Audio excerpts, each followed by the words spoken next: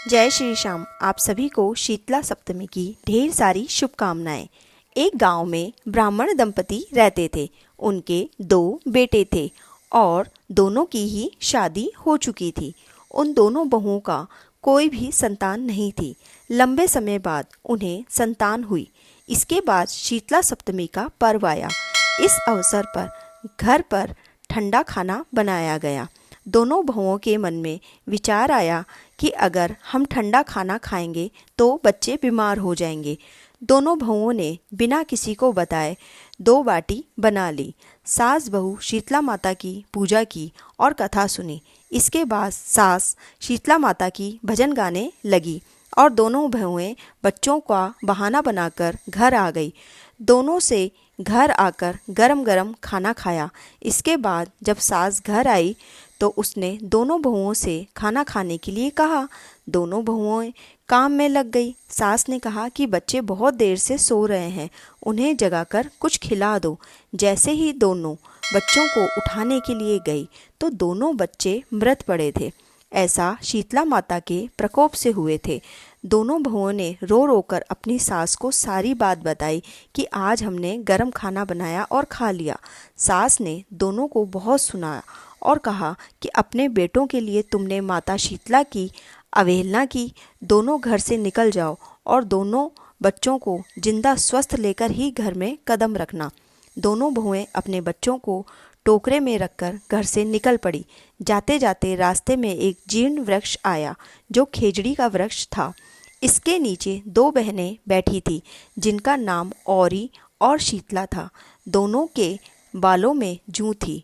बहुएं काफ़ी थक भी गई थी और वह उस वृक्ष के नीचे बैठ गई। इसके बाद दोनों ने औरी और शीतला के सिर से बहुत सारी जुएं निकाली। जुओं के निकल जाने से उन्हें काफ़ी अच्छा अनुभव हुआ। दोनों बहुओं ने कहा कि अपने मस्तक में शीतलता का अनुभव किया। कहा, तुम दोनों ने हमारे मस्तक को शीतल और ठंडा कर दिया है, वैसे ही तुम्हें पेट की शांति मिले। दोनों बहुओं ने कहा, पेट का दिया हुआ ही लेकर हम मारी मारी भटकती हैं, परंतु शीतला माता के दर्शन हुए नहीं। इतने में शीतला माता बोल उठी कि तुम दोनों दुष्ट हो, दुराचारणी हो, तुम्हारा मुंह तो देखने लायक ही नहीं है। शीतला सप्तमी के दिन ठंडा भोजन करने के बदले तुमने दोनों ने गरम खाना खाया। इतना सुनते ही दोनों बहुओं ने शीतला माता को पहचान लिया। दोनों माता शीतला से वंदन करने लगी। दोनों ने कहा, माता हमें माफ़ कर दो, हमने अनजाने में भोजन कर लिया है। हम जीभ के स्वाद के पीछे भाग रहे थे। हम दोनों आपके प्रभाव से वंचित थे। हम दोनों को माफ़ कर दो।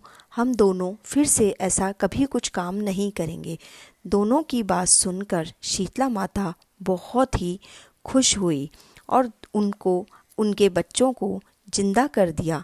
इसके बाद दोनों बहुएं अपने बेटों को लेकर घर लौट आई और उन्होंने बताया कि उन्हें शीतला माता के दर्शन हुए थे। दोनों का धूमधाम से स्वागत करके गांव में प्रवेश करवाया। बहुओं ने कहा, हम गांव में शीतला माता के मंदिर का निर्माण करवाएंगे और चैत्र महीने में शीतला सप्तमी के दिन सिर्फ ठंडा खाना ही खाएंगे। सभी को शीतला माता का व्रत करना चाहिए और इस दिन ठंडा खाना ज़रूर चाहिए। गरम खाना बिल्कुल भी भूलकर भी ना खाएं, यह आपको बहुत नुकसान पहुंचा सकता है। तो शीतला माता ने जैसे उन बहुओं की रक्षा की, उनका कल्याण किया, तो हे शीतला माता, आपकी कथा सुनने वाले का आप ऐसे ही कल्याण करते रहना। राधे राधे।